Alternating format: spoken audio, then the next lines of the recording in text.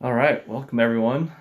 This is Our Travel Experiences. I'm your host, Kyle Rasmussen.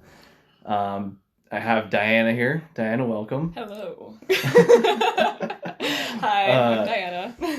Super excited to have you here. I was super excited that this is the first episode of this podcast. Premiere. We've been friends for a long time, so Yeah. really Yeah. excited to talk with you about your travel experiences and kick this thing off. Yeah, how long have we been friends? Oh my gosh, long time. Because you came, we both went to high school together, but you didn't go to the same Yeah, so elementary freshman school. year of high school, so shoot, that's been what, 13 years? No, Yeah, 14, something. 11? Yeah. Yeah. Oh my gosh. Ah, That's crazy. Hey, we're no. actually getting close to our 10-year I know. reunion. Did we pass it already? No, I think we're, what, 8? Oh my gosh. Yeah. No, yeah, okay, because it's 2021. Yeah. We graduated 2014, Wow. which, like, Crazy. well, when I talk to other people, because a lot of my friends are older than I am, and I say, "Oh, I graduated in 2014." They're like, "Oh, what a baby!" But like, Yeah. when I think about, it's actually been a long time Yeah, now. yeah, it has. We're still quite fresh faced, Mm-hmm. youthful people, but it's been a Yeah. while. Yeah, and well, we've both had a lot of travel in Yes. between those years, so Yeah, and that's changed us a lot, I think. yeah, yeah, definitely. So I'm excited to talk about this with you. Mm-hmm. And like I was telling you before we jumped on the podcast here, I've been saving this bottle of whiskey for a special occasion. Thought this Yes. was the perfect time. So Yes. for all the listeners, we have a little bottle of Lagavulin here, Mm. which is the best scotch That's right. Lagavulin in the land. 16. If you haven't tried it, you definitely should. Highly recommend. Um, It's definitely a smoky, peaty sort of whiskey. Probably not the one to start the night on. Yeah, it depends on your tastes. If you are a mixed drink sort of person, please don't put Lagavulin in your mixed drinks because this is a sipping whiskey, Yeah. not a mixer whiskey. Definitely sip on it, get all the flavors, the Yeah. aroma. Yeah, when I took the first sip out of my lovely mason jar glass, I just was hit with instant nostalgia because it just felt like I was Yeah. home again. Which for me, home is Scotland, and so Yeah, super excited to talk with you about that. yeah. So, So good. how long have you lived in Scotland for? Since 2016. Wow, okay. Yeah, 5 years now. yeah, it's crazy. I moved September of 2016 and joined this religious training program, and I was there for a year. And I came back to the States to change my visa so I could be there for longer. And so from 2018, I've been on the same visa. I had to renew it last year, and I'll be going for a permanent residency later in 2022. So Wow, that's awesome. I know I'm very What excited. what part of Scotland are you living in? Paisley, Scotland. Paisley. So that is sort of uh, West Scotland, kind of in the middle. It's about 30 to 40 minutes away from the West Coast Okay. and 10 minutes away from Glasgow, which Okay. probably Wow. more people have heard of Glasgow Yeah. or Edinburgh. Mm. It's like an hour train ride east to go to Edinburgh from Paisley. Okay. Yeah. It's not a very wide country. No, it's fairly long, but definitely not. Yeah, it's pretty narrow.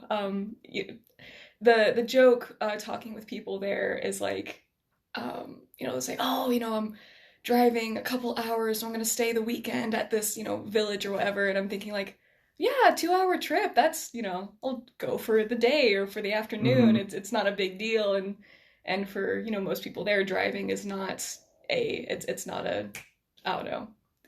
You know what I mean? What I'm trying Yeah, to it's say? it's not a normal part of life driving the long distances. Yeah, it's a trip. It's not just a normal commute. Whereas, Yeah. I know people who their commute is over an hour sometimes, Yeah. and which having lived away from that long enough, I find that ridiculous. Hmm.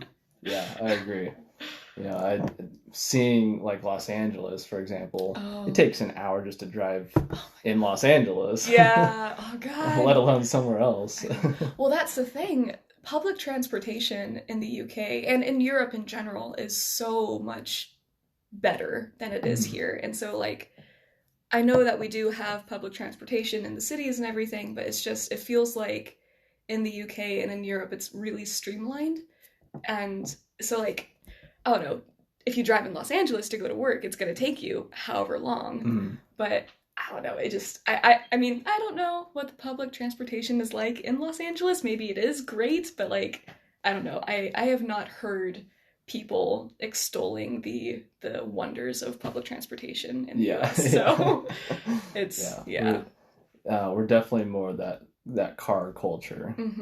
For sure. Very car focused. Yeah, like you said. I mean, I think a lot of people here 2 hours is not a big deal at all. It's nothing. If you're gonna drive. That's a day trip for sure. yeah, exactly. I know my family and I would go to Wyoming every year, and we drive 17 hours to get there. Gosh. How long would you stay? For 4 or 5 days. Okay. But we'd spend a day and a half driving. Yeah. So. Okay, so you would spend a day and a half driving, then spend 3 to 4 days, or was the 3 to 4 days included? Like I'd say anywhere from 3 to 5 days, sometimes longer. Okay. If we went and saw a family in Colorado too. Okay. So yeah, spent 30% of the trip driving. Jeez. Okay. So the 3 to 5 days was sandwich in between the driving. Yeah. Okay. Yeah. Okay, that's good. So 7 to 8 days altogether. Okay. I see. Yeah. Man, how long did you do those trips? Like, was this only when you were just a kid, or did you do it as well when you were in high school with your family? Yeah, not as much as in high school or college, because I had school and all of that. But a lot as a kid, and we did it this year. It was like the annual hunting trip with the family. Oh, I see. So I think my grandpa's been doing it like 30 years in a row or something like that. We've been going a long time. Some of my favorite childhood memories was that trip every year. We were so excited as my sister and I as kids to go on that trip, which I think kind of helped my love of travel, come to fruition. Yeah. So what was your favorite thing about those trips? Was it kind of the excitement of traveling, or was it more about the destination once you got there? Yeah, honestly, well, if you've been to Wyoming, we would go to Wheatland, Wyoming, which is a great place, but it's not very exciting unless you are hunting. Gotcha. It is a hunting place. Yeah. Gotcha. But seeing just kind of the whole experience of we're going somewhere new, we're getting to see a lot of new land and different sites. We get to stay in a hotel, which as a kid was like the greatest thing ever. Yes, hotels are the most exciting things. Yeah. Even as an adult, I get excited to stay at a hotel. Yeah. That's funny. So, I wanted to ask you, being in Scotland, what have been some of the challenges of moving over there? You talked about the visa. I've heard those can be a hassle. Yeah. I mean, for me, it's fairly easy because I am a white woman. So it's not super hard. It's a lot of money. You have to fill out extensive paperwork. There's a few different hoops you have to jump through, but mainly if you just fill out the right forms in the right order and submit your picture and pay the UK government a whole buttload of money, then they'll probably accept you. Because you have to pay a visa fee, and then for the UK specifically, you have to pay an NHS surcharge, which is the National Health Service. Okay. So that means that when I live there, I am able to go to the doctor and get my prescriptions and things for free, which is amazing. So it's technically not for free because I've paid this fee up front, but it enables me to be able to, if I get injured or sick and I need a doctor, I can just go to the hospital or go to my GP, and I don't have to pay anything out of pocket at that point, which I love. It's like, would you say that's a lot better system than compared to the U.S. or what? For sure. I mean, obviously very different systems. Very different systems. I know that there are people who, I don't think I know anyone personally, maybe besides my parents, who would really say that the healthcare system here is okay. For me, I very strongly feel that the healthcare system in the UK and in Canada and other places in Europe is superior. it's, you know, it's bigger taxes. Yeah. But, you know, here's my little socialist, like, I think more taxes is worth it to be able to afford healthcare and to afford education is another thing. It's just, I remember I went to the emergency room when I was 18. This was a little trip that me and a few of my friends from our church's youth group, we had like a senior party, and so we went to the coast and we were riding bikes, and I can't remember exactly how I did this, but I was trying to get up onto the curb and my bike like slid out from under me and I took a tumble, tried to roll it off, but ended up just like doing something to my clavicle and my shoulder area. Huge amount of pain. Nothing was broken. I was just a wimp, but I went to the emergency room and got x-rayed and everything. It's okay, you know, it's sprained. Here, wear the sling for comfort and all that. And, you know, and it cost, I can't quite remember. It was over $1,000, maybe a couple $1,000. And being a, you know, poor student who just graduated high school, I was still paying off that fee, you know, over a year later. Yeah. Which I don't know, that really bothers me. And it's I don't know. I don't want to stay on the soapbox too long because I know we want to talk about travel, not about healthcare, but it's just... No, but, you know, I think it's important to note when you are potentially moving to another country, their systems for healthcare, whatever it is, can be completely different. Yeah, absolutely. It might be a hard adjustment. Absolutely. For people. Yeah, for sure. But it's something to bear in mind. I know a lot of people as well... It depends on if you're traveling for pleasure or if you're traveling to stay there for a while. Yeah. Because I know, getting travel insurance is something you should get before you travel.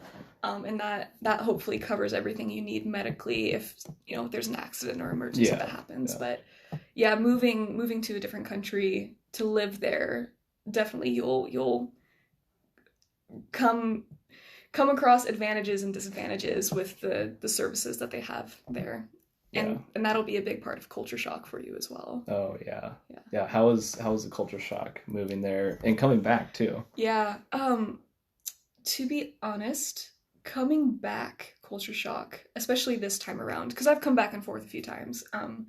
Coming back this time around, culture shock was much worse, and I think that's probably due to just the division that feels getting starker and starker in the States. Going over there initially, it was it was different. It's one of those things where I don't know if I could have pinpointed exactly the things that were bothering me or were different or whatever, but it was just, I mean, because I was 20, I had left the country before, but not for such an extended time. I was with people that I didn't know. It was like I went there and I moved into a flat by myself, and I was working with a team of people who I'd only met via email beforehand. Wow. So it was all very new for me. And I was very lucky that everyone there was just really nice. And that is something that I love about the Scottish culture, is that everyone is very hospitable and welcoming and kind. Like, particularly, I should speak for Paisley because that's most of my experiences there. It's just welcoming. People, you know, will point you in the right direction, and there is just such a lack of judgment that I have felt there. It's really, I don't know, it's just kind of liberating for me. Yeah. I like that. I think I've heard that before, that Scotland's a very welcoming place. Yeah. I think it's kind of deep in the culture to be hospitable, and I've heard the phrase, like, you know, a rough but kindly people, and I think that just captures it really well, and I think that's something that Scots pride themselves on. But also, I'm really nervous to be talking about Scottish culture because it's like, I am not Scottish. You know, as much as I could, like, oh yes, I can trace back my lineage however many generations same. You know, and I've told you about William Notman, I think, my great whatever grandfather, who was born in Paisley, which was a super cool finding. But yeah, Did you find that before you went there or after? After. Oh wow. Yeah, so I had been living in Scotland, in Paisley, for 2 years, and I was on the phone with my brother I was standing in my kitchen in Paisley and, doing my thing. And my brother just brought up, like, hey, did you know that our great-great-grandpa was born in Paisley? And I was like, what? Flipping tables. What the fuck? Why did you say this before? So that was pretty cool. But even with that, I hesitate to really talk a lot about Scottish culture because I do still feel like a foreigner there. And I'm American, as much as I would love to be Scottish. I do have one Scottish friend who has given me his official stamp of, like, you are Scottish now, which is nice to receive, but I'm also a bit like, maybe I'll be here a little bit longer before I can claim that, but so... No, you have done a lot of international travel, from what I can see from your Instagram. Yeah. You most recently went to Rome, was it? Yeah, I was in, oh gosh, I've done a lot of traveling in the last couple months. I was in Rome and in Tuscany, Italy, which is incredible. Definitely one of the most beautiful places on earth. Yeah. I see why so many great pieces of art have come out of Tuscany specifically, because the whole landscape is just one big painting. It's so beautiful there. So that's lovely. Definitely highly recommend that place as well. Well, what did you enjoy most about Tuscany? Oh man, so many things. I think obviously getting lots of good food. Lots of great pasta, gelato, the whole works. Lived it up while we were there. But seeing the rolling green hills, the vineyards, it's way slower pace of life, which I guess that's probably similar in Paisley. It's similar, and I think that's a fairly common denominator throughout Europe. I feel like there is a sort of and any Europeans, feel free to correct me, but it does seem like there is more of an acceptance of a slower pace of living because life, it's recognized that life isn't just about work. It's about living and enjoying yourself, and it's there's just a different approach to work, it seems like. I think the minimum holiday paid leave is like 4 weeks or something in Scotland. I think that might not be correct, but I'm pretty sure that's what it is. And I'm chatting with my sister-in-law, and she says, "Oh, I've got 10 days paid leave," and that just blows my mind. If you took 4 weeks off here in the U.S., you get fired. And that just so that maybe that's generous. Maybe it's 3 weeks or something, but it's still like there is still just more of an expectation that's like, you need holiday, and if you don't take your holiday, then not that you'll be punished or something, but it is just expected, like, take your holiday. There's a lot more emphasis on the family, on the community, relaxing, enjoying life, which I think is awesome. We should have more of that here. That's part of the reason why I wanted to start this podcast, is because I've spent so much the last few years focused on work. And I didn't want that to be my life, especially after 2 years of COVID now and seeing so many people around me, pass away. A lot of people get really sick.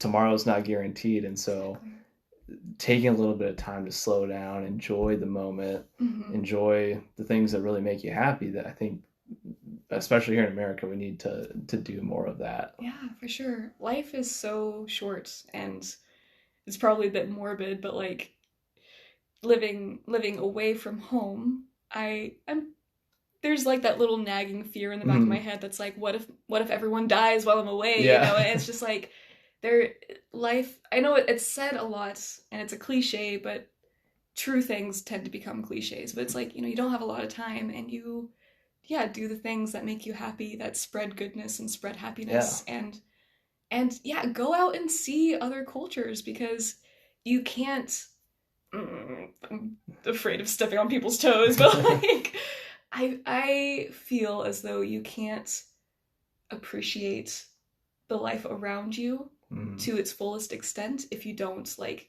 get out of your comfort zone and you don't see other ways of living, because it's very easy to get stuck in an echo chamber and to be kind of like, just kind of, stuck in this one place, and all you ever see are the same people or the same shops or whatever. Yeah. It's so good. Travel is so good to expand your horizons and to challenge your thinking. Totally. Yeah. I know when probably the most rewarding travel experience of mine was in college. I went on spring break. We went to Guatemala and taught, kids English and just explored the country.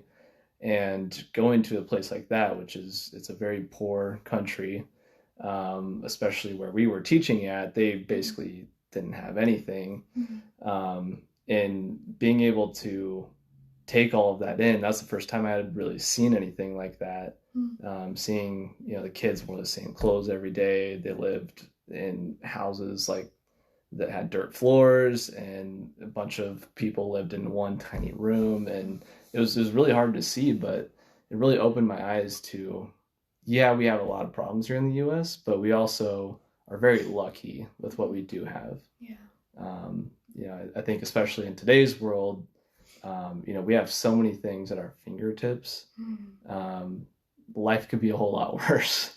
Trust me. And so having seen, a different way of life, a different kind of, social status, I guess.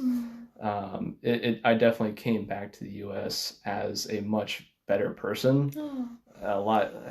Came back with a lot different perspective on life, for sure. Better in what ways? I really appreciated everything that I had. I talk about this pretty openly, I guess. I mean, I grew up very, cushy childhood. I mean, my parents both had good jobs, they were married. I'm a white male, so that here in America, I mean, that's just the way it is. Life is easier. And so I never really had to struggle for anything as a kid. It never was around a lot of struggle. And so I never had to worry too much about anything. But then going and seeing people who, had to worry every day, like, are we going to have food? Are we going to have clothes to wear? We're going to have heat in the winter. Seeing that, I just became so much more appreciative of what I did have. I definitely changed my ways. Like when it comes to clothes, I'll say that's a big one for me. I very rarely will buy new clothes. I still have the same shirts that I wear from high school. Yes. Great. I'm just like, why do I need the newest and greatest thing? Same thing with phones. Every kid here in America's got a phone that costs $1,000, and every year there's a new one that comes out, and we want to go get the newest thing. And that I definitely was more that way when I was younger before that trip, but definitely now I'm like, I don't need that. Sure. Yeah. I want the memories and the experiences that bring me happiness, not all the material things. Exactly. Yeah. Oh, that fan. Fuck you, fan. Hopefully that doesn't get picked up on the audio. That's okay. It probably does a little bit, but whatever. It's fine. We're making it work. Yeah, it's fine. But it's such a good perspective shift to kind of to realize what is, a better priority. Like, am I more concerned about my appearance and my, like, social standing with my peers to, come off as a certain way versus, like, because, I mean, that can afford you happiness, but, like, I think there are things that are perhaps deeper and more long-lasting and, create a deeper and longer impact. Like, I'm drawing a blank for examples, but just, like, rather than, like you said, like, worrying about, I need to get the new $50 shirt, why don't I worry about, like, let's go bowling with my family, or whatever. I don't know. I just keep thinking about Thrift Shop, the Macklemore song, and I'm like, Yeah. Like, oh, yo, Gucci, that's hella tight. Yo, that's $50 for a t-shirt. I'm like, yeah, exactly. Don't need $50 for a t-shirt. Yeah. Just go to Goodwill, or like, that is something that I love about the UK is charity shops. Mm. That is such a, yeah, it's a part of the culture. So you go to a charity shop, and charity shops are thrift stores that are for specific charities. So Okay. like there's Save the Children, Cancer Research, Salvation Army is there. Salvation Army, Accord Hospice, Deborah. There's a whole bunch, and usually the people who work there are volunteers. Mm-hmm. You go, you donate your clothes or your random bits and bobs from your house, and everything is, £1 to £5. It's really affordable, but all of the profits go to that charity that they're supporting, and I absolutely love that. So it's like sort of like Goodwill, but like better. Yeah. Sorry. Sorry, Goodwill. By the way, for everyone that doesn't know, pounds is the currency in the UK. Yep, sorry. Yeah, great. The clothes aren't £5. The cost that's right. Yeah, you don't go in with your little scale and like, okay, £5 of gold for this shirt. God. Yeah. So it's, yeah. So. Yeah. So, going back to your time in Scotland, what's been some of the rewarding moments that you've had, or what have you kind of learned or taken from your time there? Ooh, a lot.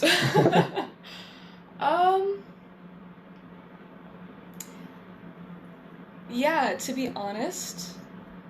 Ooh, this is where it gets like really stepping on people's toes.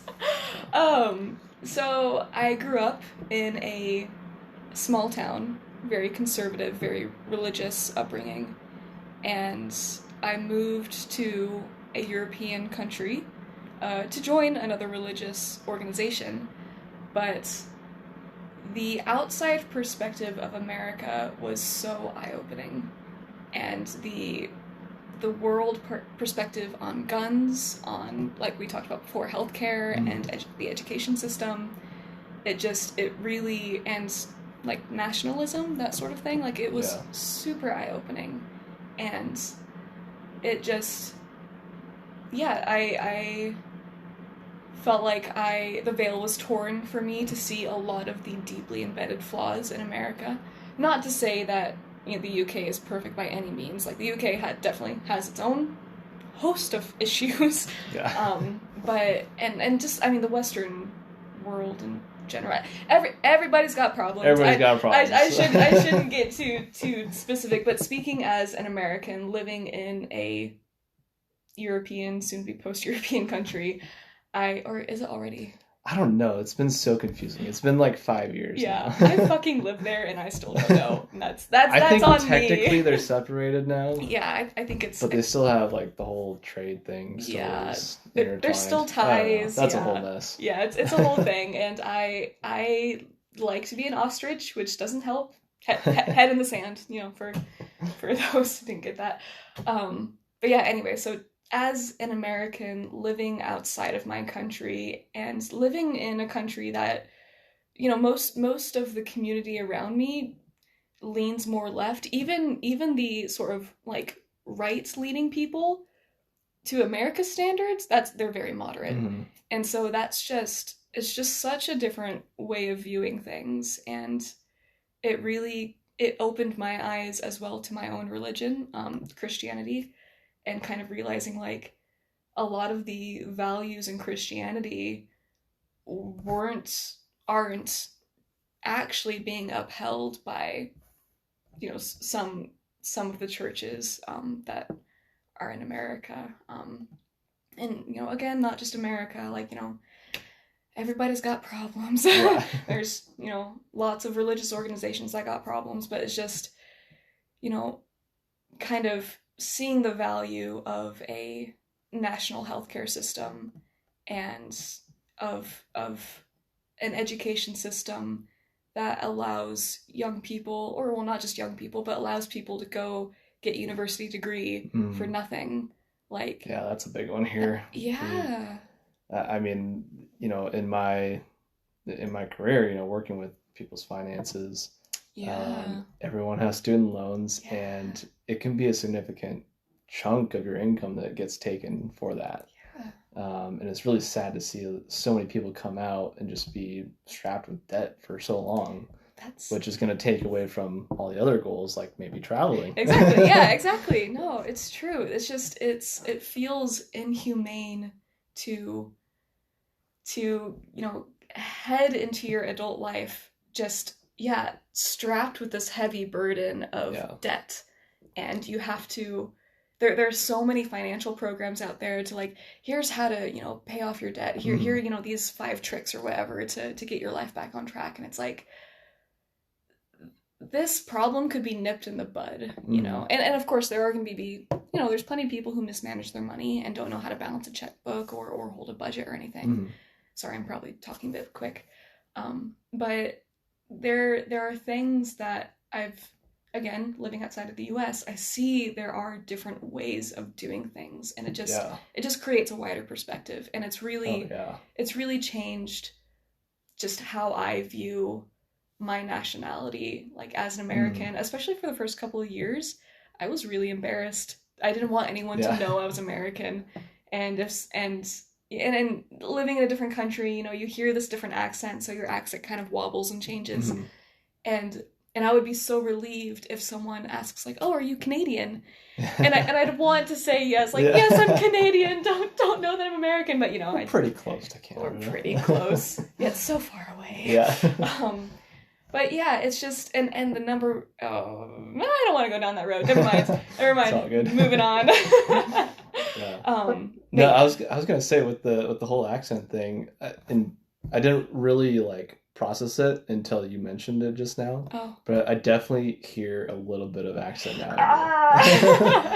There's definitely a Scottish influence. Oh God, I try so hard because I am very self-conscious at affecting an accent. I really don't want to be that American who, comes back from the UK and is like, "Hello, governor," and it's like, shut the fuck up. You are not British.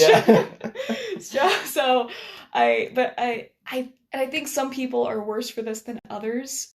And so she and I were really bad for this, and she and I talked about this of like, she shared the story with me of hearing this, like, some relative or relative's friends came over and they were from some country and they had an accent, and she started to mimic the accent back to them.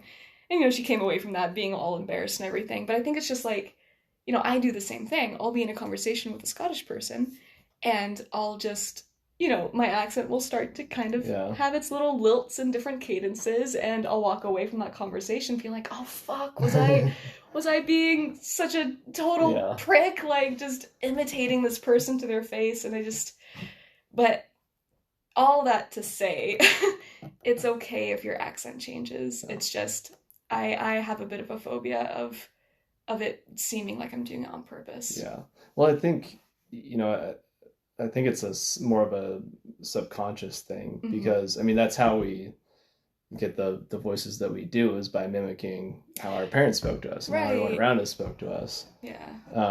And so if you're around a different type of speaking or different accent, you're probably going to pick that up subconsciously. Absolutely. Over time. So even just standing in the kitchen with my mom yesterday evening, I became aware of the cadence of my voice just matching hers, and saying these little exclamations and phrases that are definitely hers. Like, I can't think of an example, but I just kind of caught myself like, who the fuck is talking right now?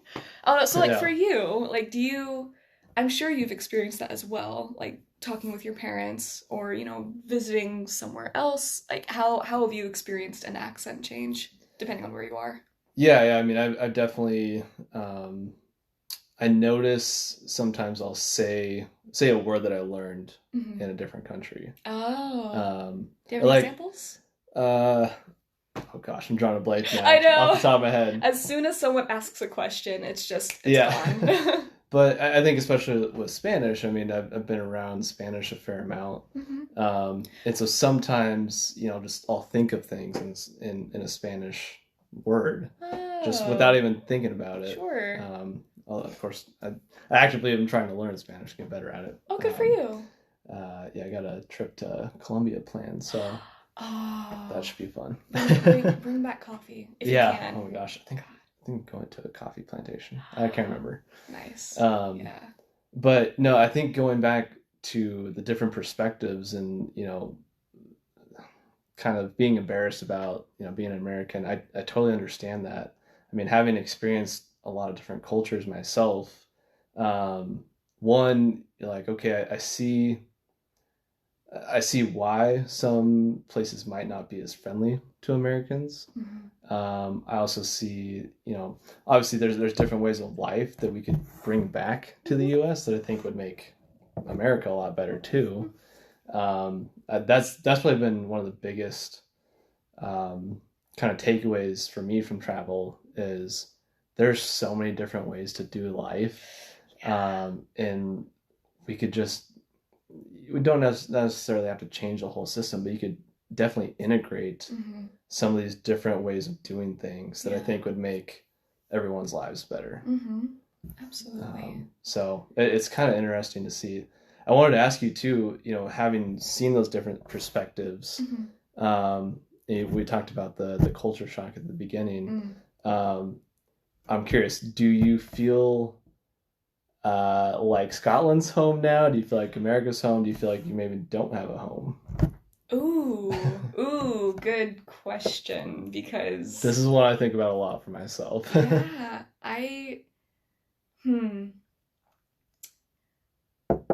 I would say answer C, but not so much. I don't feel as though I don't. It's a dichotomy. On the one hand, I really do feel like I don't have a home. I don't know where I belong. But on the other hand, it's like, well, no, actually, I have lots of homes. Yeah. I don't just have one home. Like, I have a home in Cowichee with my parents. I have a home in Portland with my brother and sister-in-law. And, I have a whole community down there.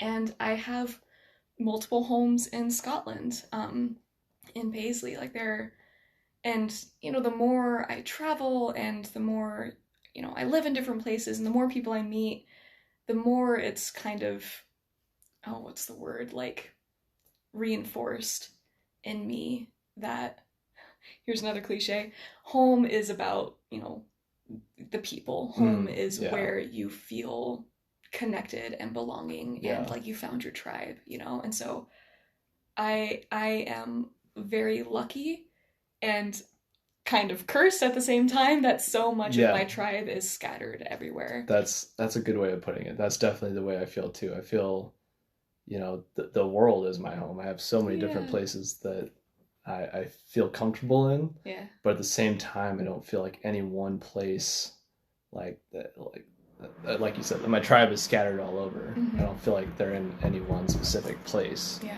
So definitely good. There's good things that come out of that. There's some bad things that come out of that too. Yeah, for sure. Because no matter where you go, you're going to be homesick. Yeah. You know, like I have such a deep pang in my heart for Scotland right now, and I'm terrified that something's gonna come up, and I'm not gonna be able to go back to Scotland in a couple of weeks, or 6 weeks or whatever. But yeah. How's it been with COVID the last couple of years? Yeah, it's definitely. Oofed. Of course, the beginning was a lot stricter. We were very tightly locked down, and we came out of it a bit, and then we're locked down again. For me, my experience, it felt as though it was just kind of perpetual lockdown, and there would be some changes here and there, but like generally, it was like didn't really leave the house. At the strictest point, it was like. You couldn't go outside unless it was for like your hourly allotment for exercise or to go to the grocery store or some other emergency. And now it's a fairly normal way of living of like but you have your mask on when you go inside the stores or at any public place unless you're sitting down to eat, and try to practice social distancing as much as possible. But that was one of the culture shock things coming back, particularly in, there are different parts of the country that are more stringent on mask Yeah, mandates. we're all over the map here in the U.S. Yeah. Some places doesn't exist. Yeah. Some places very strict. Exactly. Yeah. And so I think Scotland is kind of somewhere in the middle as far as like, really wanting to uphold safe practices and everything, and would rather err on the side of caution. Yeah. But yeah, as far as traveling during our COVID era, it was really pretty straightforward because I did wait until restrictions had eased quite a lot. So basically all I had to do was, I'm double vaccinated. I had to take a PCR test 72 hours before my flight. Yeah. And I had to show proof of vaccination and proof of a negative test in order to board and in order to land and everything. And yeah, and so on my way back, I'll have to do something similar. I'll have to get another PCR test, but it's pretty simple, to be honest. You have to wear your mask on and all that, but yeah, that's what I found going to Italy a few months ago. It was other than getting the test right before going there and coming back, wasn't really too big of a deal. It's very straightforward. Yeah, it's maybe just a little bit more extra work, but honestly, it's I think it's worth it. I mean, being a young person and being vaccinated, I'm more likely to be an asymptomatic spreader, which is why I still, I try to be careful about wearing a mask and everything. But you also gotta. Sometimes you have to go home. You have to see people, and it's just there's risks you have to take, and hopefully you're just being smart about it and not putting vulnerable people in danger. Yeah, definitely. That's kind of been my philosophy over the last couple of years. Done a lot of traveling over the last couple of years, but it's like, okay, you got to wear a mask, which can be annoying, especially indoors possibly. But if you want to go see these cool places, I'm definitely willing to wear that mask, to take the test so that I can go experience the Colosseum in Rome. Sure, that's way worth it for me. To wear a mask for. So it's a small price to pay. Like it's such a simple thing, and because it's again kind of going back to that perspective of like is my priority. Again, I'm probably gonna be stepping on so many toes, but like that's okay. Is my priority gonna be like, oh, my rights and I get to I can't breathe. I was like, you can't breathe. I can breathe with a mask on. Oh God, this is gonna be so. I feel so bad. This is probably not. You don't want a political podcast.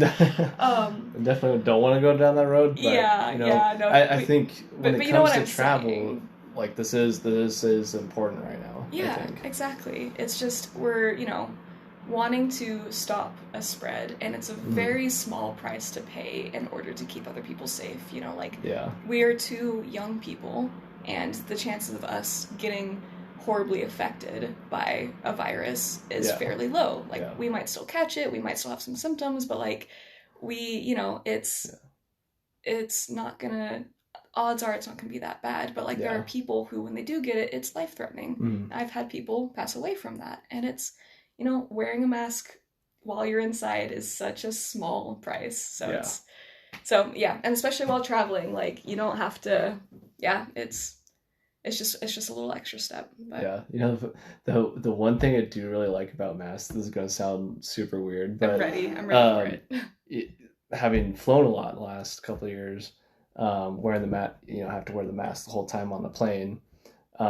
Sometimes fall asleep on the plane, and it's nice to have the mask there because I'm catching the flies with my mouth open, and nobody can see it now. Yes. Now you can fall asleep without looking stupid. I definitely have gotten better sleep on planes than I have since before COVID. Really? That's so funny. Because you're not self-conscious. Yeah, you got to find the silver lining, right? That's great. I love that. Oh, that's wonderful. That's another thing is I don't worry about having bad breath nearly as much anymore with the mask. So it's I can smell my own breath, and it's horrible, but at least no one else can. That's fine. Did I shave today? Who cares? Exactly. No one can see it. It's fine. No one can see it. Man. That's funny. Yeah. You always got to find the positives. I think Sure. that's another thing traveling's brought about for me is there's so many things to be positive about in life. Yeah. and finding the positivity is going to make your life more fulfilling. For sure. So with, as far as like, because one of my questions for you is going to be, what are some of the life lessons that you have learned from traveling? Well, so currently I'm writing a whole entire book about that, essentially. Yeah, you are. There's that little book push right there. Yeah. Still got a long ways to go there, but gosh, I mean, it's hard to narrow it down to just one or two. Give me 10. Yeah. Well, like I said earlier, I think just being really appreciative of what I do have, that's probably the biggest one. I think being able to take a step back and just really enjoy the moment, that's something I'm not very good at. But traveling forces you to really be in the moment, especially if you're in a place where you don't understand the language, you don't know, you can't read any of the signs. You have to be very in the moment and figure it out and just experience everything around you.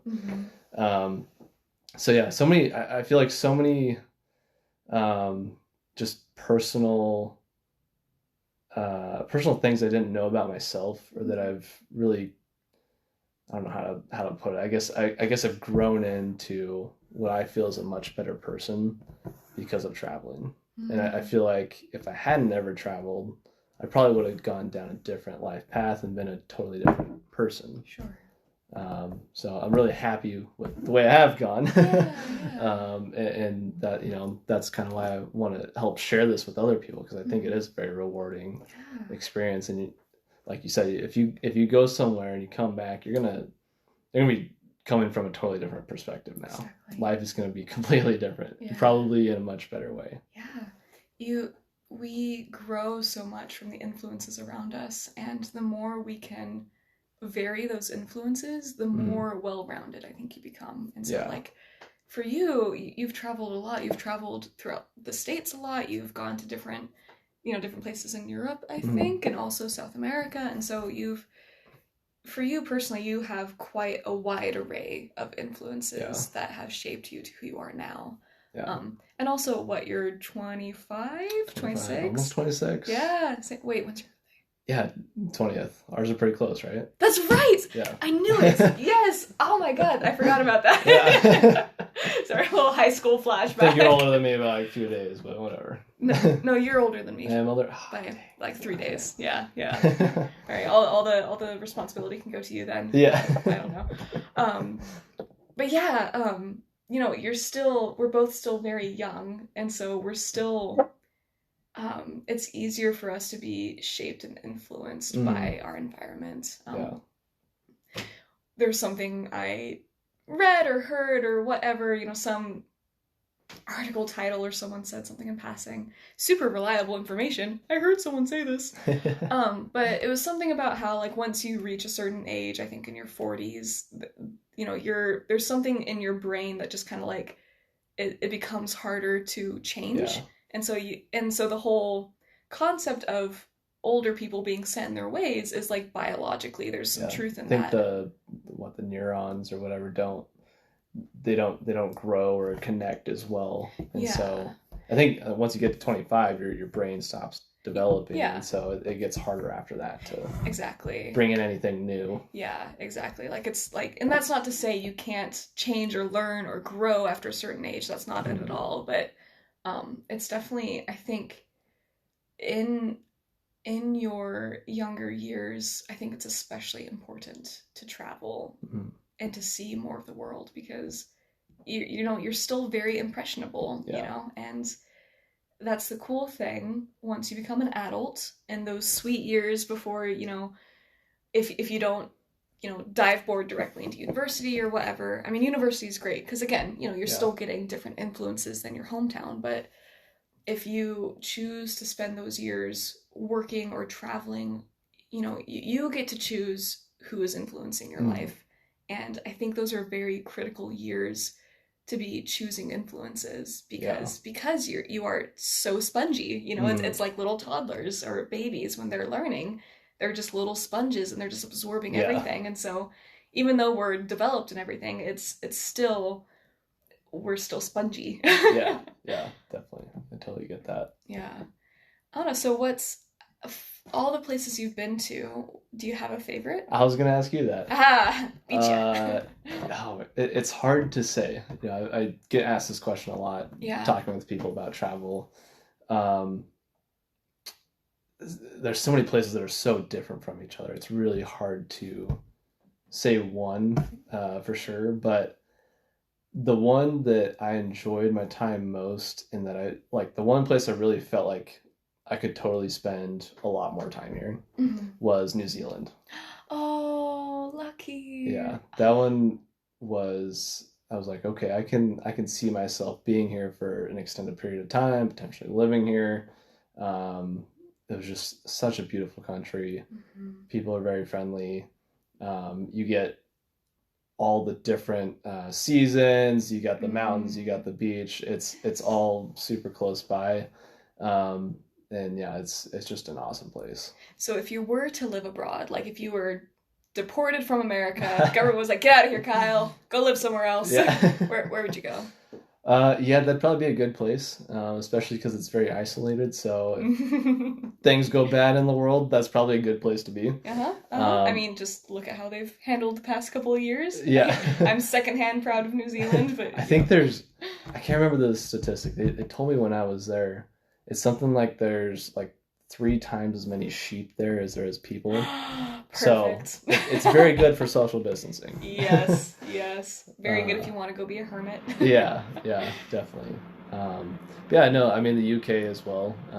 Haven't got up to Scotland yet, I but know. I will eventually. Come on. Maybe say like a year from now we do this podcast in Scotland. Hell yeah. That'd be pretty crazy. Yes. Annual podcast. We're gonna make that a commitment right now. All right, Donezo. What is it? It's recorded, so. That's right. 8th of December, or early December. See you next year in Scotland. I'll find a little padded closet. Hopefully one that office. doesn't have a fan going on and off. I know. I don't think I can do as good as a bank vault, but I think I can find a large enough closet with cushiony walls that it'll have good acoustics. There we go.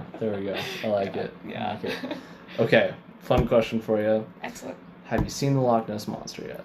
No, I actually haven't even been up to Loch Ness yet. Really? I know. How far is it from where you're at? I don't know. Okay.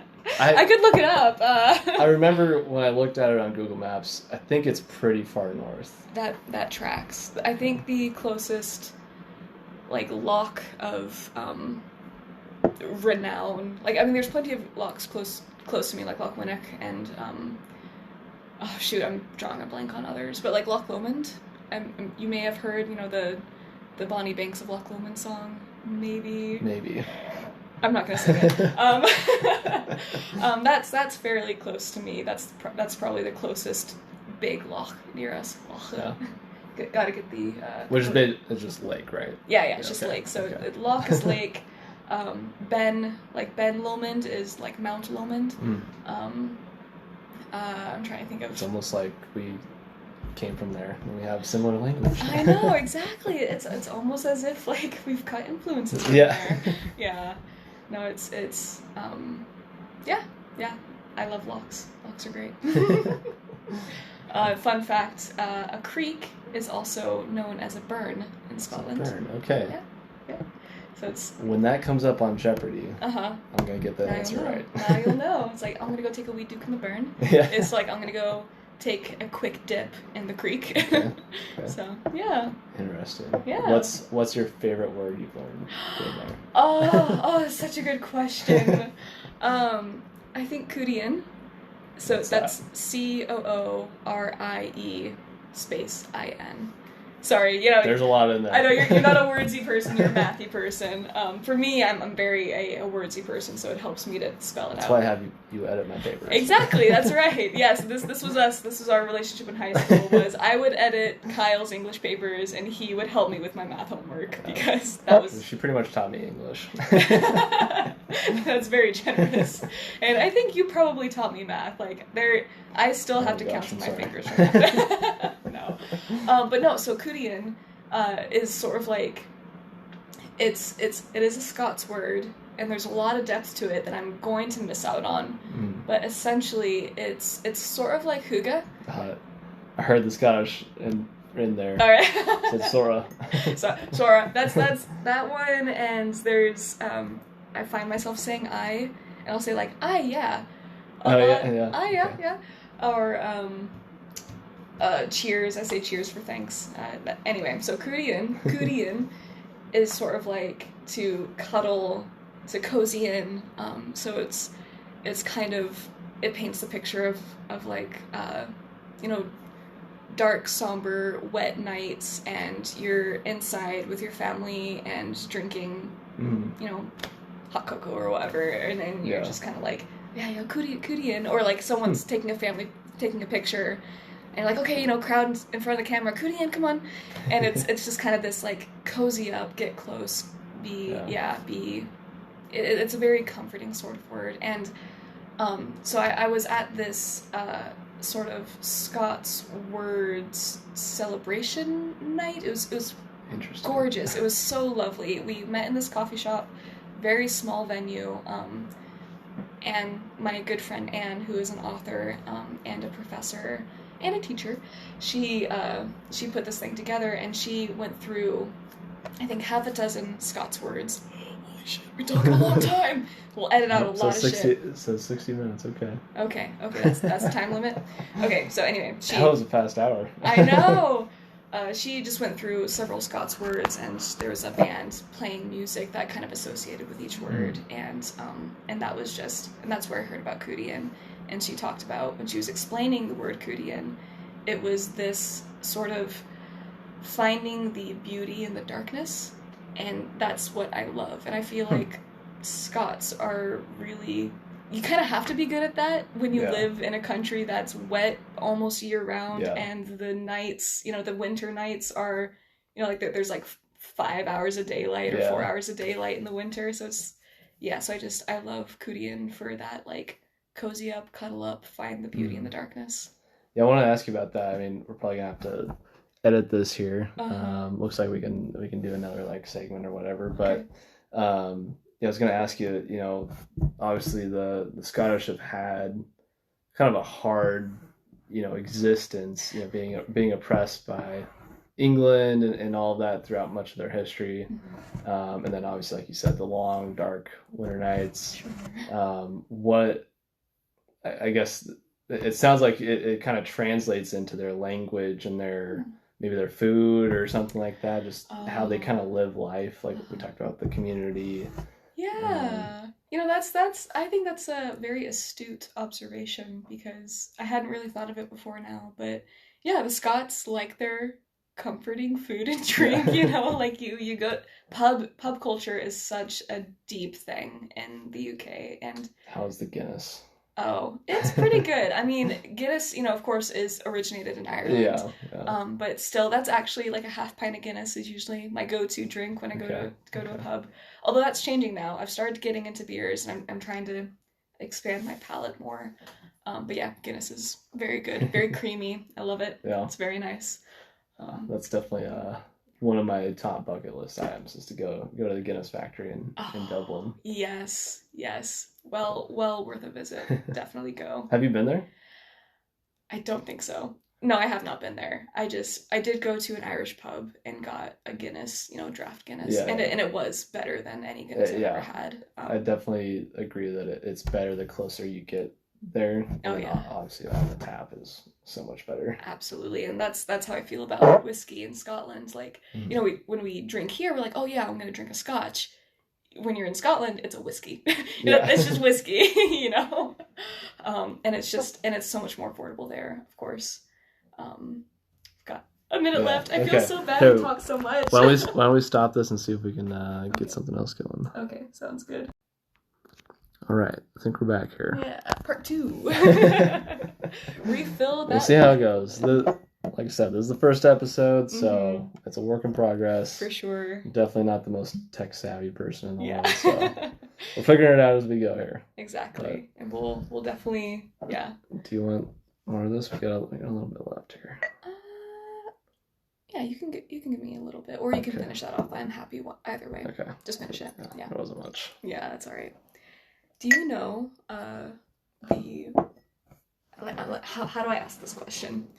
Do you know the word for a drink in Scotland? And not just in Scotland, in the UK. Like, oh, let's go have a...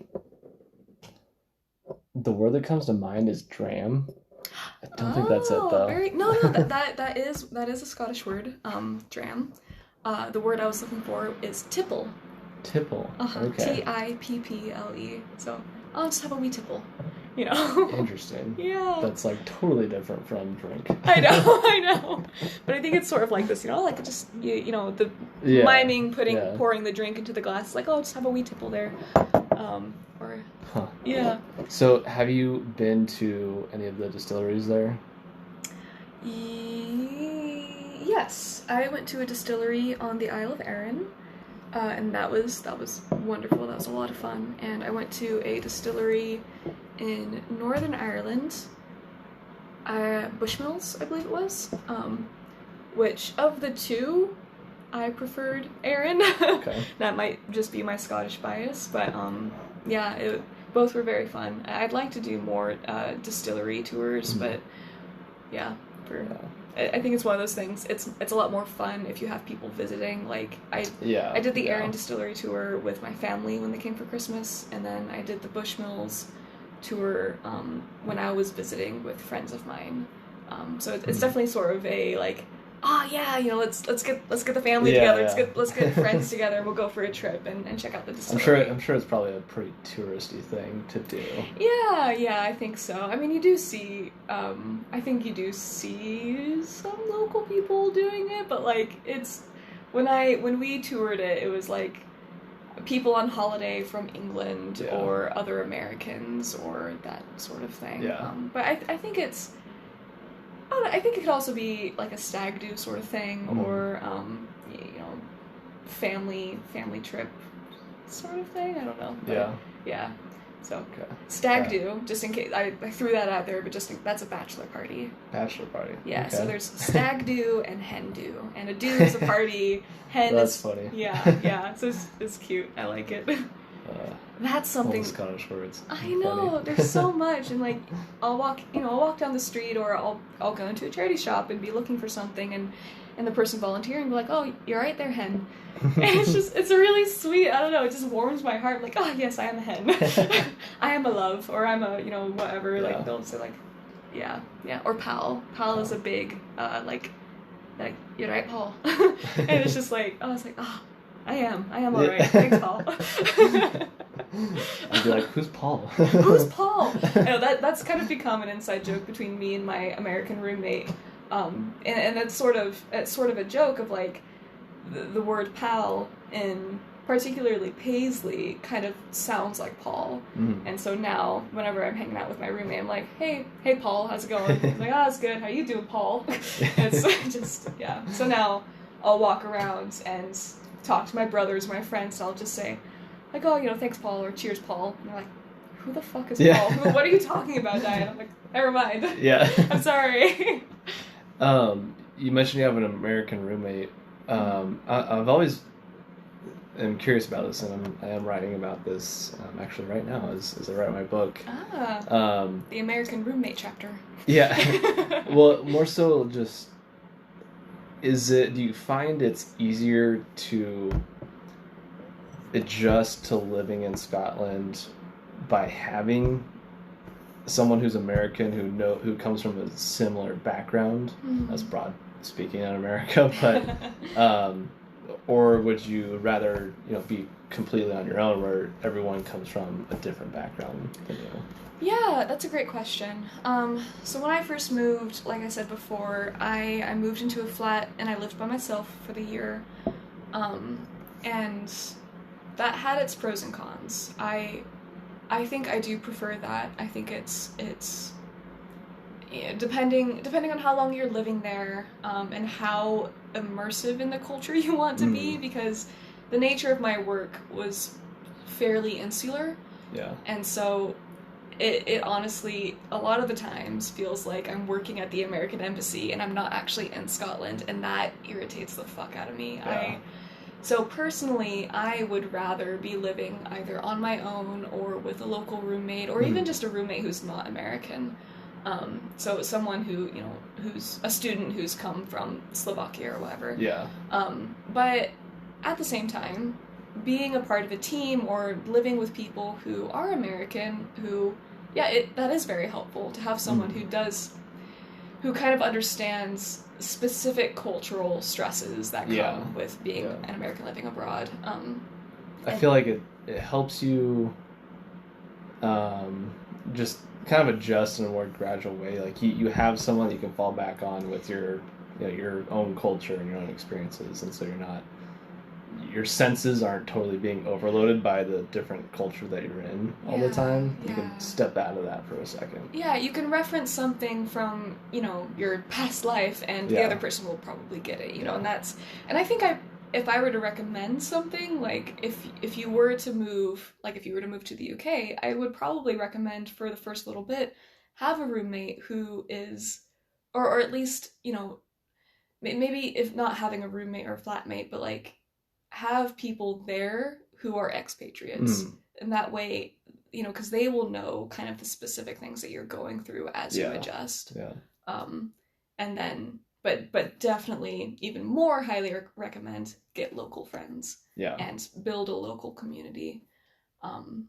Because some of the best friendships I have are people who are local or at least Scottish, and they give me, again, going back to perspectives, they give me a different perspective on life, and it's really authentic and fulfilling.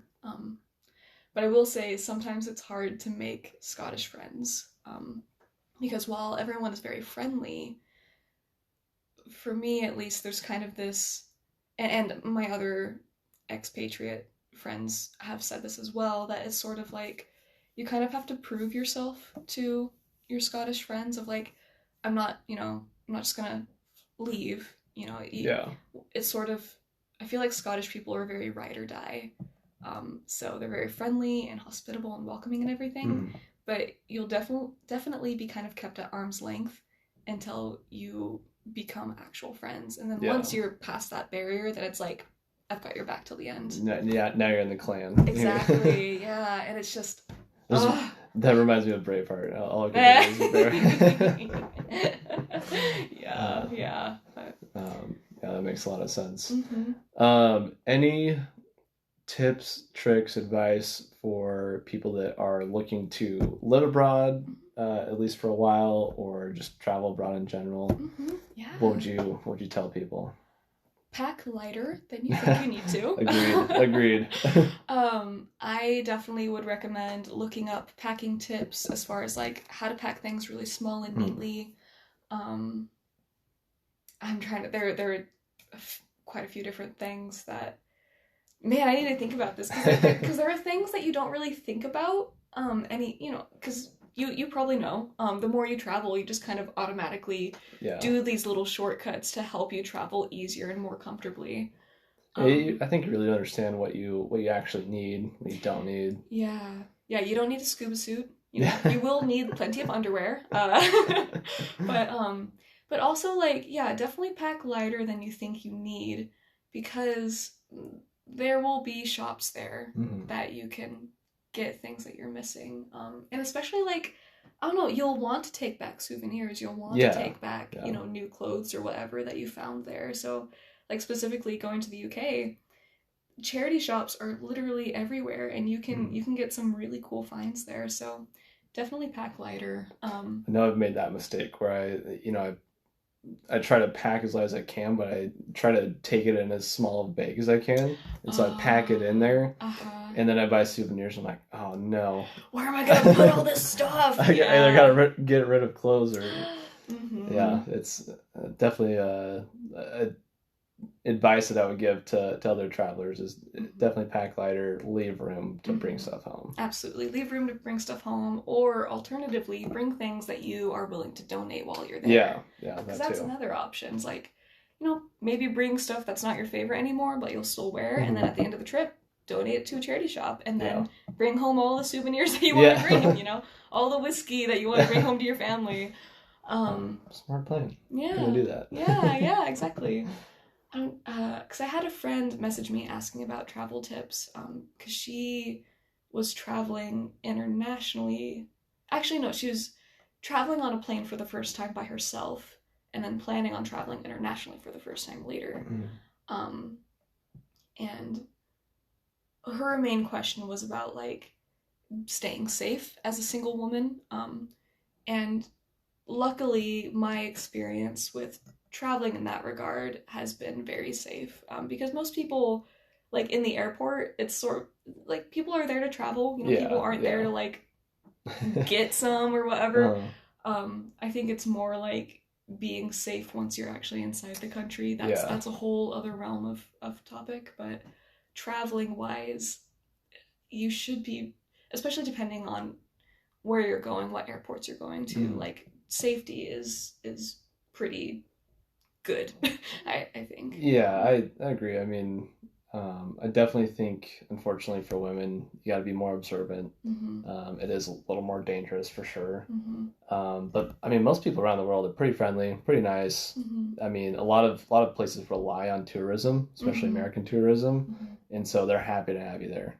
Yeah. But of course, there are the bad apples out there, like any place. And it is good, and obviously you still want to be observant, and I think for women, like, we tend to just be naturally observing all the time. Like, I'll catch myself just kind of running through scenarios of like, okay, if X happens, I'm going to do Y, and it's and you think of multiple different things. But yeah, anyway, I think just as a word of I don't know, comfort, like, you should be safe. And there are definitely I don't know, maybe I speak too soon though, because I can only speak from my own experience, and I've been very lucky. And I've gone to airport bathrooms, and there's a poster on the stall door that's a sort of like a helpline thing of like, if you are traveling not under your will, then call this number or speak to this person. And I love that that's there, because I love that that's that's a resource, but I hate that it has to be there. I hate that that's a reality.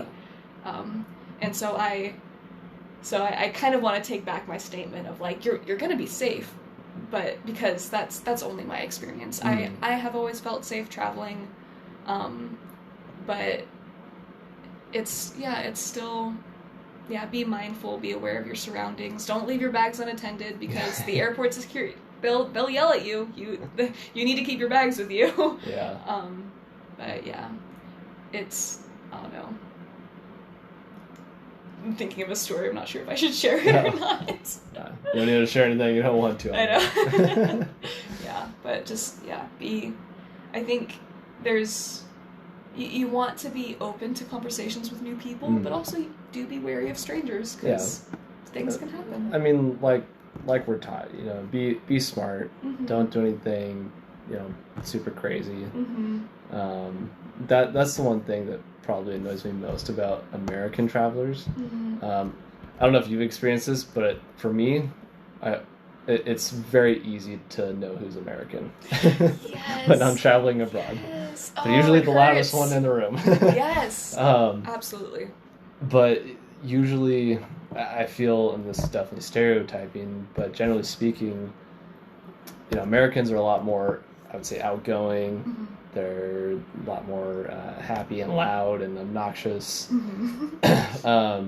and that draws attention, which can be good, which can be bad too. But I feel like if we just, take in our surroundings, be smart, don't do anything that you wouldn't do here either. It's probably a safe bet. Yeah, for sure. I know, it's just, I think that's it. Just be smart, be observant, be aware. It's, I totally agree with you in that you can spot the American tourist just a mile away. It's really, and that was also what I was talking about earlier, just feeling so self-conscious and really wanting to blend in and I didn't want to be a sore thumb, I didn't want to stick out. That's like, there's the American, it's like, no, God, please let me be involved in your culture.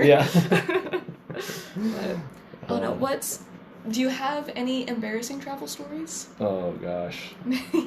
That reminds me, I didn't get your favorite place. My favorite place? Yeah.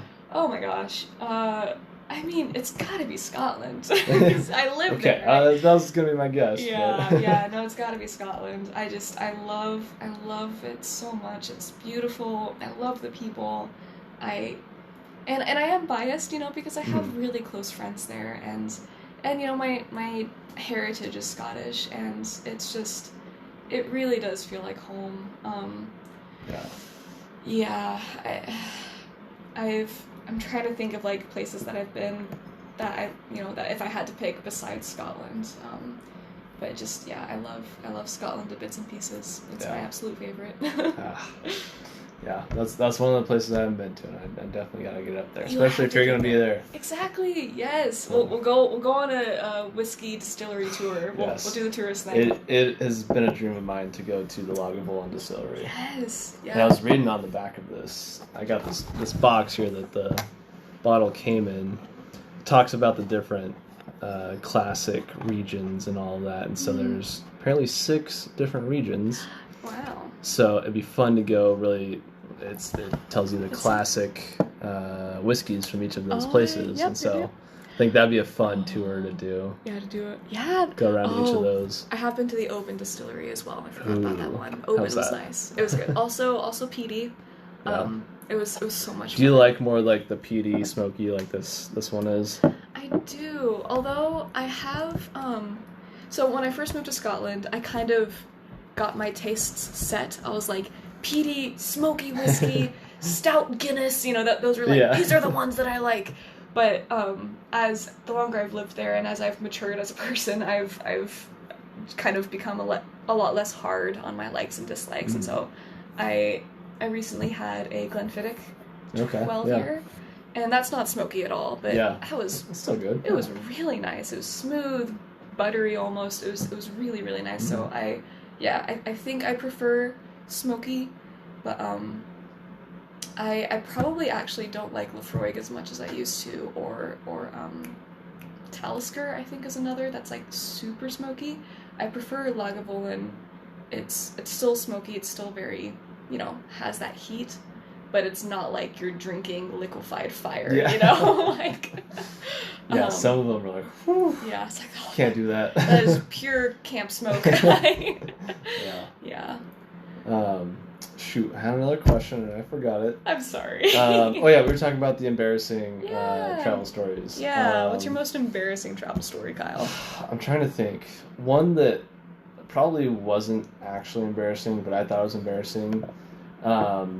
So I was going to study abroad in Sydney, Australia.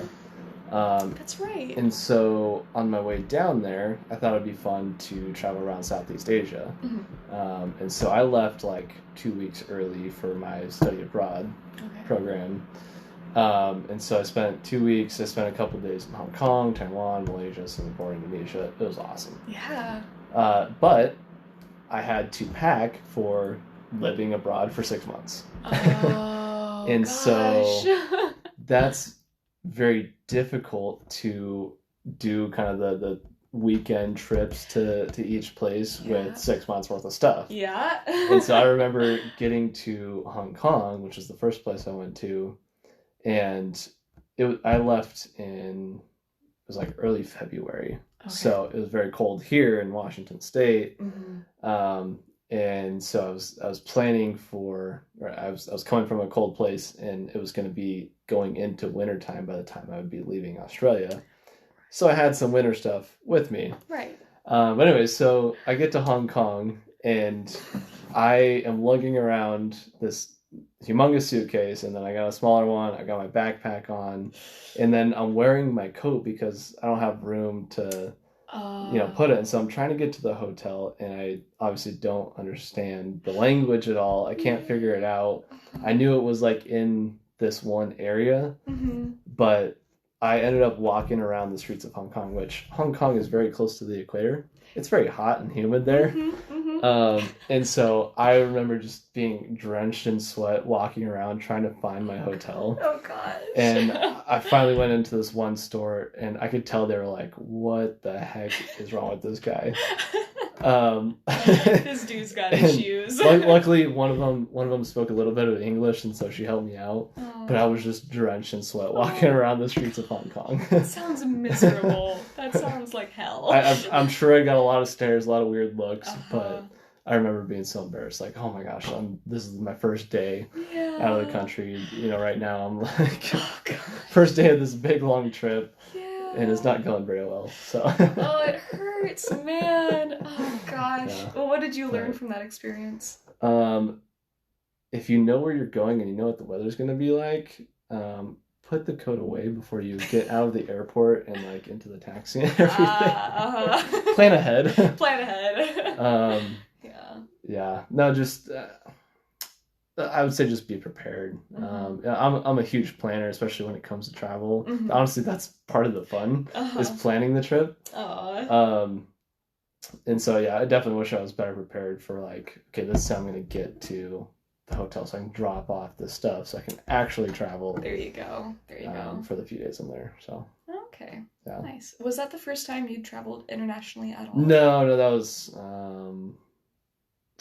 That was like the third or fourth time. Okay, that's good. Because that would have been even harder being such a fresh experience. I think what was harder was I was on my own too, which was probably good because I was embarrassed. Like, but no, nobody saw that. No, I don't think I've told anyone about that until now. But be blessed, listeners. No, but that's the things I want to share on here is. Obviously you'll learn on the fly as you're traveling, but if I can help kind of share some of those tips and tricks with people so that they can learn from my mistakes. Sure, yeah. Our mistakes as we travel, make it a better experience for everyone. Yeah, but also like don't be afraid to make your own mistakes because it's, one of the best things I heard from someone recently was like, I was getting ready to do something, I can't remember what, but basically he said, like, okay, you're gonna fuck up, and that's okay. Just make sure you bounce back. Yeah. And I think that's the best advice to give is like, not exactly saying like, it'll be fine, it's gonna go so smooth, everything's gonna be perfect. It's like, no, unexpected things are gonna happen. It's definitely not gonna be perfect traveling. Yeah, something's gonna go wrong. Yeah, you're gonna misunderstand something, you're gonna get lost or confused or whatever. And luckily, we live in a day and age where, our phones are little computers, and the chances of getting properly lost are pretty low. And we've got Google Translate, we've got all sorts of things that can help us have a smoother travel experience. But take the pressure off yourself to have it be a perfect traveling experience, and just enjoy messing up and laugh at yourself and just learn from it and move on, because then you'll get to be in a position where you can tell your younger sibling or your friend or whatever, like, here's this hilarious story of when I went to Hong Kong and I had a coat on, like, you can share these things. That's like, okay, here's a lesson for you. Yeah, I think making mistakes is part of the fun of traveling too. I think you end up having a lot of good experiences out of that. I think like I think that helps you meet people in the place that you're in. Yeah. Because you screw up and you're like, okay, I gotta ask someone for help to figure this out. Exactly. And then again, most people are pretty friendly, so they're happy to help. Yeah, and that's the thing, is like asking for help. Most people, it's kind of an honor to be asked for help. Like if you remember the last time someone asked you specifically for help, you weren't probably help. Me. Oh yes, I'd love to help you. Like most people. I mean, I'm sure there are some grouchy people out there who want to be left alone, and fair play. But like, if someone comes to me and is like, "Hey, which direction is the Paisley Abbey?" I'm like, "Oh yeah, sure. It's just up this way. Turn a left or whatever." And it's like, it's such a it's a privilege to help people. And as humans, we're meant to be in connection with each other. We're meant to be in a relationship. As great as phones are in helping our independence, like, I think we get a more authentic and wholesome travel experience when we ask locals for help. That's the other thing I would provide as advice. Put the phone down when you're traveling. Yes. I mean, go ahead, take your pictures. I mean, I take a lot of pictures too, but take the picture and then put the phone down. Put it away. Enjoy the moment. Enjoy where you're at. Yeah. don't experience it through your phone. Yeah, absolutely. I remember actually in London when I went there a few years ago. Was that when we met up in Heathrow? Yeah. Oh my gosh! I don't remember how that all worked, but it was crazy. I think it was before I had met up with you or something like that. But okay. anyways, yeah, my phone actually died one of the nights I was there, mm-hmm. and so I kind of just wandered around the streets of London. I knew where I was going back to my hotel, generally speaking. Mm-hmm. I don't know the exact way, but it was fun just to kind of wander and see what was out there. I definitely got lost for a while. Yes. But it was awesome. Mm-hmm. Yeah. Yeah. Met some cool people along the way, so. Yeah. I mean, also, that's... sorry to go back to this, but that's also a very privileged thing to be able to do. Oh, yes. Because, like, me being a... I had a layover in LA for 24 hours or something. And I landed... It's not a place you want to get lost for a while. Yeah, I landed at night, and I had a friend there, but they weren't available for like another 4 hours or something. Mm-hmm. And so I was like, okay, well, so I was like, I want to go to the beach, so I took an Uber to Santa Monica, and that was fun, but I was definitely scared the whole time, because it was like, I'm carrying this huge backpack, and I'm all by myself, and it's nighttime, and it honestly probably wasn't the smartest decision, but, I had fun, saw the ocean, but the horrible thing was I really, really, really had to fucking pee, and I got to a point where I was like, my bladder is going to burst, and so, like, I'm frantically running through the streets of Santa Monica, looking for anywhere that's open, and, oh, God, a McDonald's, perfect, and I rush up, and it's like, bathrooms are closed for renovations, oh, no. and I'm like, what the fuck? And so, I go down another street, and I see a cafe that's open, and I rush in, and I'm like, excuse me, I'm so sorry, can I please use your bathroom? I'm like, yeah, just need to buy something. I'm like, okay, I'll buy something. And, I pull out my credit card, or my card, and I didn't have any cash, because I had just come from Scotland, and the guy was like, we only take cash. I'm like, are you fucking kidding me? And luckily, there was someone in there who was like, it's okay, I'll buy it for you, and he, bought me a coffee, and I was like, thank you, and I went and used the toilet. But, that's just, that, I feel I was very lucky, but, like, I was definitely really scared the whole time, and I was really wary of, like, this stranger who bought me a coffee. I sat down and drank it and had a conversation with him, and he was fine, he was friendly enough, but it was just, like, the whole time there's, like, these little bells ringing of, like, okay, make sure that you know what you're drinking, make sure that, like, you see everyone who's in the room, and, like, literally, it was all men. It was, like, I felt so vulnerable, and just kind of, like, I'm putting my trust in the stranger who bought me a coffee, and... So I would not recommend that to other young single women traveling, but, it's, at the same time, don't be afraid to go on an adventure. I think that's, just be safe, be smart. Yeah, that's when some of the best memories are made. For sure. Yeah. But yeah, definitely be smart, though. Yeah. There's some places that are... To get lost it's a little bit better versus other places. Yeah. I know when I was in Indonesia, I felt pretty safe, but I didn't feel safe enough to, like, go get lost on my own. Yeah, exactly. You kind of have to read the room, for lack of a better word, like, know where you are.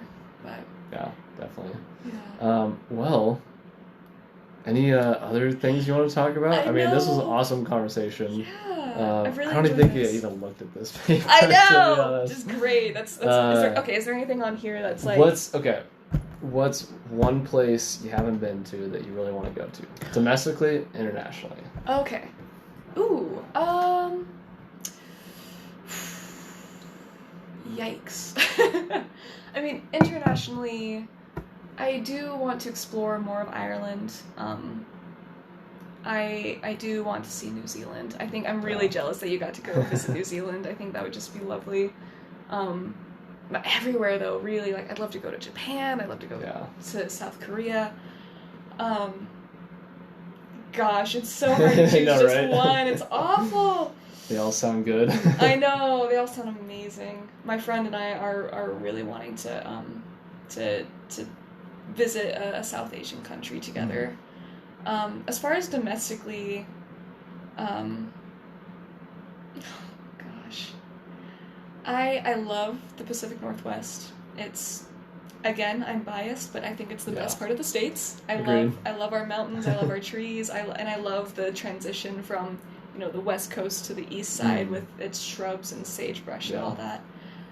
So I think in order to get a completely different experience of the States, I'd like to visit somewhere like the Grand Canyon and just really get to experience the beauty of the desert versus the beauty of the mountains, which I love so much. And so getting to go somewhere that's like has its own sort of barren beauty and its like rawness and its rockiness, like, I don't know, I think that would be really, really cool to experience.